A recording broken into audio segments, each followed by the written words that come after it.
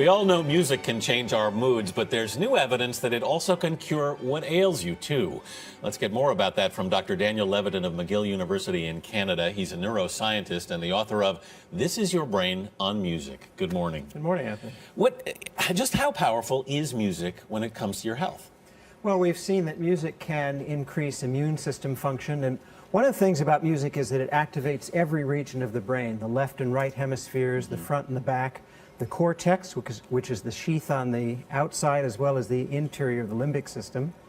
And we've seen the power of music in cases such as Gabriella Giffords, whose recovery was facilitated by melodic intonation therapy, a form of music to help her to speak again. Let's talk classical music, because there are people who will say, classic music, listen, you'll become smarter. Is that true? Well, it's not exactly true. This was based on an old study that's been debunked many, many times. Classical music can make you feel better, and all music has some power, but the thing that is debunked is it's not just classical music or just Mozart that can show these benefits. If you play it for babies, will they develop faster? Because that's another theory that's out there. Well, no, that is true. So it turns out that the fetus has a fully functional auditory system by the age of 20 weeks. Wow. Inside the womb, the infant is hearing the sounds of its environment. And then after birth, infants show a preference for the music they heard in the womb. The best thing to do is to play your developing baby all the musics of the world so that their brain can become wired to the sounds of the different cultures. So a little 9 Inch Nails, some 50 Cent, and they're good to go. And some Pakistani music and Chinese opera. Speaking of those types of music, though, rock, rap, really heavy rock and roll, what will that do for somebody's brain?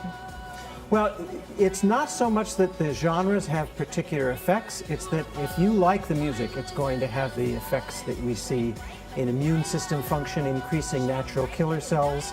In our own lab, we've seen that cortisol levels can be reduced, that's the stress hormone, but it has to be music you like, right? So it's not that heavy metal is going to have one effect and jazz is going to have another, but music that you like or that you resonate to is the music that So that's like President Obama listens to jazz before speeches to relax him, so that works for him. Yeah, and the mechanism of that is interesting. We have neurons in our brain that fire in time to the beat of the music. So if the music is slightly slower than average, it'll calm you down. And if the music is rapid, just ahead of, say, the pace that you would be running at, it can help you to increase your running times. Athletes use music to help give them that boost. It seems retailers use music to boost sales, too. There's a whole literature on this. There's a subfield of retail and music. And it turns out around Christmas time, of course, we hear music, and that can make people initially want to buy more, right? Because it reminds them of Christmases past with their families. Nostalgia. That's right.